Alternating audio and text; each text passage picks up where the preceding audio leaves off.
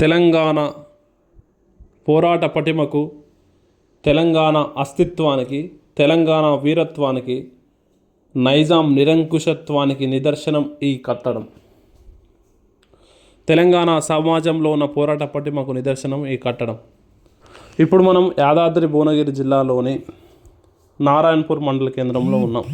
ఇప్పుడు మనం చూస్తున్న కట్టడాన్ని నైజాం కాలంలో నిర్మించింది. నైజాములు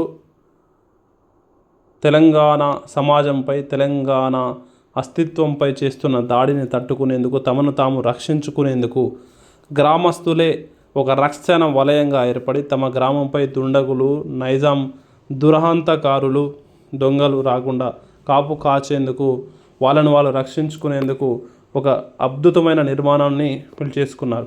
ఇక్కడ మనం చూసినట్లయితే ఈ కోట ఎవరైతే ఈ గ్రామంలోకి అడుగు పెట్టాలన్నా దీన్ని దాటి రావాల్సిన అవసరం ఉంది కనుక వాళ్ళను వాళ్ళు రక్షించుకునేందుకు, ప్రహారా కాచేందుకు, దొంగలని మట్టు పెట్టేందుకు ఒక అద్భుతమైన నిర్మాణాన్ని వీళ్ళు చేశారు.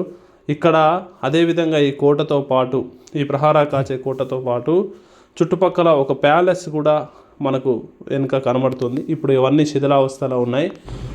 నిజాం కట్టడము గురించి చెప్పాలంటే అనేక విషయాలు ఈ తెలంగాణ ప్రాంతంలో వెలుగులోకి వస్తాయి.